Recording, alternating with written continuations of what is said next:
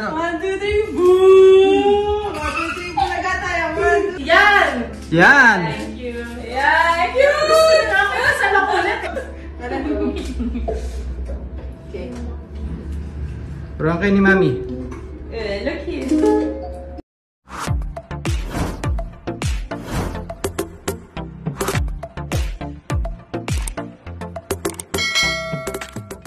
Tila kumakalat ngayon sa iba't ibang social media platform ang di umano second wedding ng ex-couple na sina Alger Abrenica at Kylie Padilla. May katotohanan nga ba ang mga ito? Maraming mga lumalabas ngayon online ang bali-balitang di umano second wedding ng aktor na si Alger Abrenica at kapuso aktres na si Kylie Padilla. Ngunit paano nga ba mangyayari ito kung matagal nang hiwalay ang dalawa at kung pareho silang may kanya-kanya ng buhay pag-ibig ngayon? Ano nga ba ang naging basehan ng mga taong nagpapakalat ng maling impormasyon na ito sa madla? Para po sa kaalaman ng lahat, walang nangyaring second wedding sina Alger Abrenica at Kylie Padilla. Matatandaan natin na noong taon ng 2021 nang naging laman ng balita ang hiwalayan ng mag-asawang Kylie Padilla at Alger Abrenica dahil sa di umano'y third-party issue.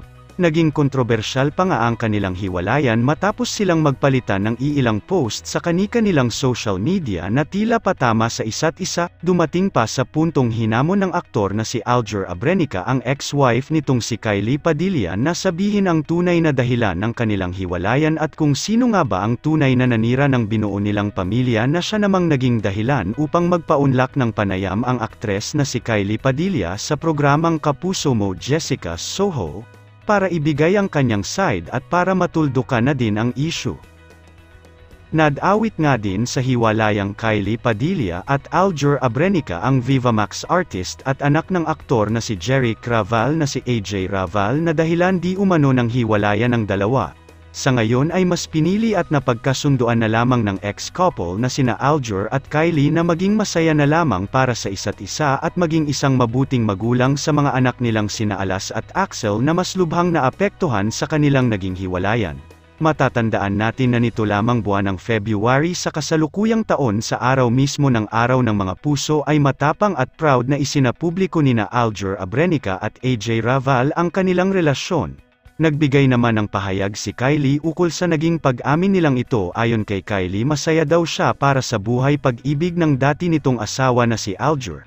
Kaya imposible na nagkaroon ng balikan ang dalawa at imposible rin na nagkaroon sila ng pangalawang kasal. Samantala, naispatan naman ang aktres na si Kylie Padilla nito lamang nagdaang araw ng isang netizen kung saan may kasama itong isang mystery guy na namamasyal sa isang floating market sa Bangkok, Thailand. Agad nga itong nag-trending online dahil di umano ang mystery guy na ito ay ito din ang nakasama ng aktres na si Kylie Padilla nito lamang nagdaang Desyembre ng nakaraang taon sa parehong bansa na kanilang pinasyalan ngayon sa bansang Thailand.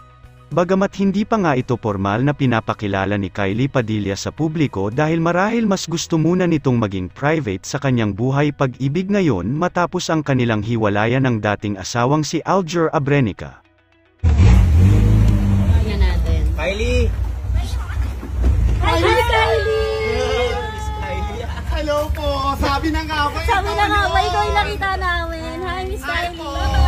From Dubai! Yes!